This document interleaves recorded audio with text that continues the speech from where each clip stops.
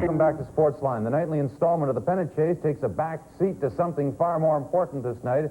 Baseball Commissioner Bartlett Giamatti passed away late this afternoon after suffering a massive heart attack at his summer home. He was found unconscious at his home and never regained consciousness. Just 8 days after suspending Pete Rose for life, Giamatti is dead at the age of 51. Some reaction from various baseball people on this sudden loss. When you look at Bart Giamatti, you looked at a guy with a tremendous compassion for the game of baseball, a guy who really loved the game, that was probably more interested in what was happening on the field than what was happening off the field. You knew that he had the best interests of the players at heart. You knew he had the best interests of the fans at heart. You knew he had the best interests of the owners at heart. And from that point, he'll be sorely missed by everybody, I think, involved in the game.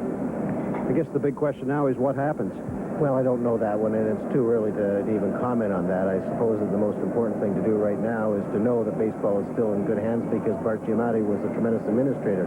He brought in a chap by the name of Faye Vincent, who was his deputy commissioner, and I'm sure that he left everything in probably as good shape as anybody could expect it to be left in. It's sad. I mean, all of baseball has to be sad today. Anyone struck down at that age, at such a young age, is, it's tragic. I will say this, any other commissioner there's ever been or ever will be would be pale by comparison, because Bart Giamatti was a man who didn't just love being commissioner, he loved baseball.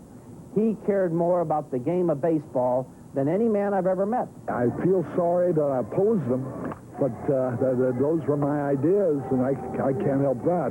But he was a wonderful man. You knew he's a guy who loved baseball.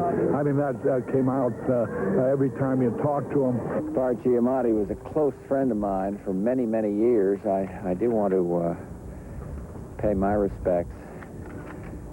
He was a great person. He loved the game of baseball.